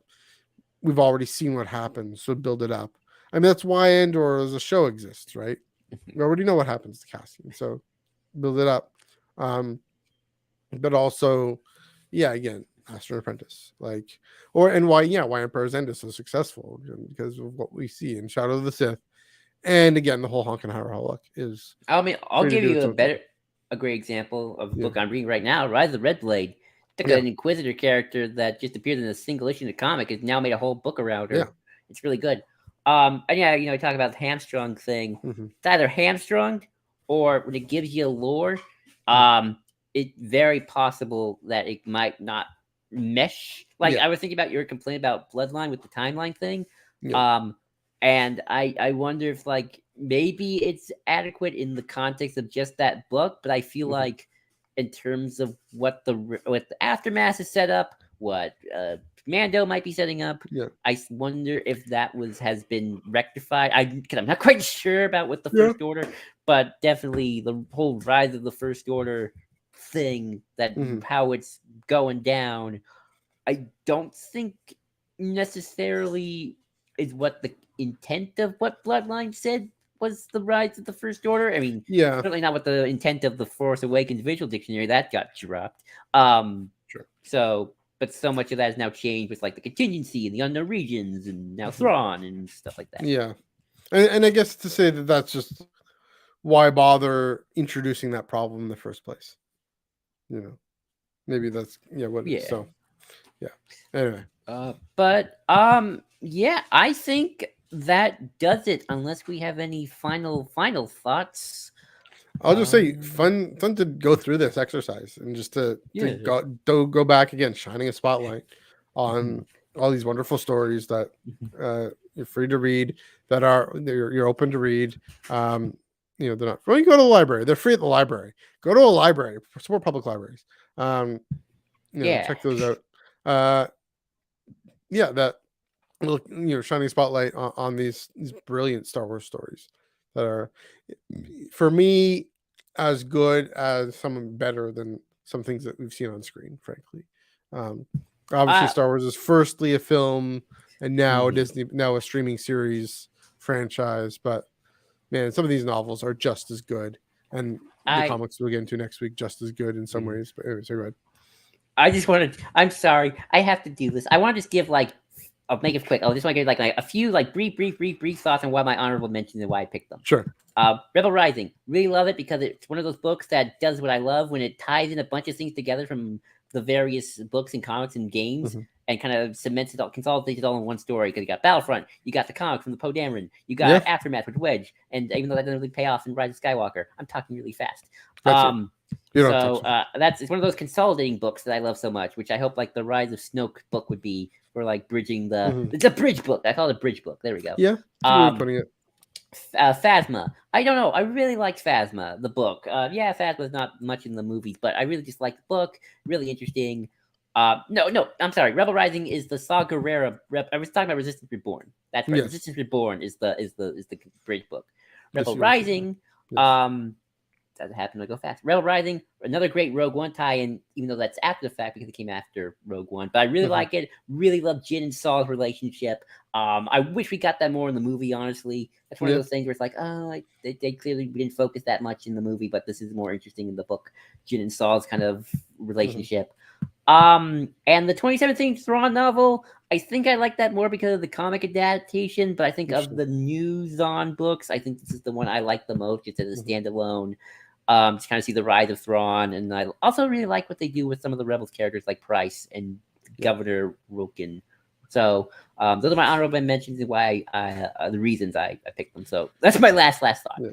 Interesting. You mentioned the only other story that I've read twice, and only the paper story that I've read twice is the Thrawn, because I've read the novel and the Jodie Hauser adaptation, which is fantastic. I have Okay. read the Last Jedi novelization; that was great too. But yeah, definitely again a fun thing to do, fun exercise, just to dive into, shine a spotlight on all these great stories that we can look at and enjoy and read and talk about on podcasts. And again, hopefully standing strong with the Writers Guild and Screen Actors Guild. Yeah, hopefully we can get to talking about some other things that are showing up in 23 hours. I'm doing a countdown anyway. But yeah, until then we will not. But yeah, let's wrap this up. Yeah, thanks everyone for joining, sticking in with comments. Let us know what you thought of our conversation tonight. Yeah, and comment below in the YouTube channel, or let us know, on Facebook or on Twitch. All those comment sections, I should say. Yeah, and give us video, if you haven't done so already, give us video a like and a share. Subscribe to the channel and all our socials.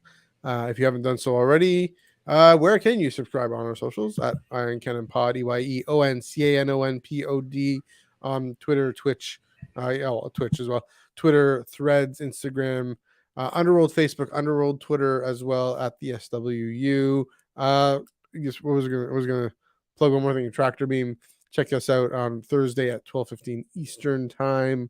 Joel, where can they find you on the internet? Yes, they can find me at JID2021. Again, JID2021 on Twitter. Well, I'm taking a bit of a break from Twitter as the thing that comes out in 24 hours because it's going to be madhouse, and I don't want to deal with that. You can also find me at the Iron Cannon Pod. Again, Iron Cannon Pod on Twitter, although I might not be checking as much as I used to because of the thing that's coming out in 24 hours. I want to try to avoid it. Madness. But of course, you can always find me on the Star Wars Underworld Discord, where we will be having lots of fun talking about the thing and other things and books and comics and all sorts of fun stuff. Yeah, we're talking about, other franchises, Star franchises, talking about soccer. I do that too. You can follow me on Instagram and Threads at MNUG1138, Twitter at NUG485. I'm still there hanging out. And of course at Iron Cannon Pod, EYEONCANONPOD. That's what I was going to plug. Spotify, Apple Podcasts. If audio is more your speed, check out both Iron Cannon and Tractor Beam will also go up on Spotify and Apple Podcasts. So yeah, join us 12:15 Eastern time. Grab your lunch. Join Chris, Ab, and I and me. Grab your lunch. Grab your enjoyment of comic books coming out. I think we're also. Oh no, I think we're not going to do with the. Usually we would do the Insider short story, but for time we're not going to do that. But otherwise, yeah, comic book reviews on their way. Until next week, where we're, as mentioned, we're top 10 canon stories to get you into paper canon. Top 10 stories to get you into paper canon. We're going to include comics this time. Gonna really rev it up. It's gonna be similar, but the best introductions to paper canon. Again, shine the spotlight. If you want to support the artists, support the writers and the actors, and listen to a podcast about other things, or just curious about where do we begin. We give our lists of where we think we're going to do top 10 because we're going to include comics in that as well. But until then, Joel, let us blow this thing and head home.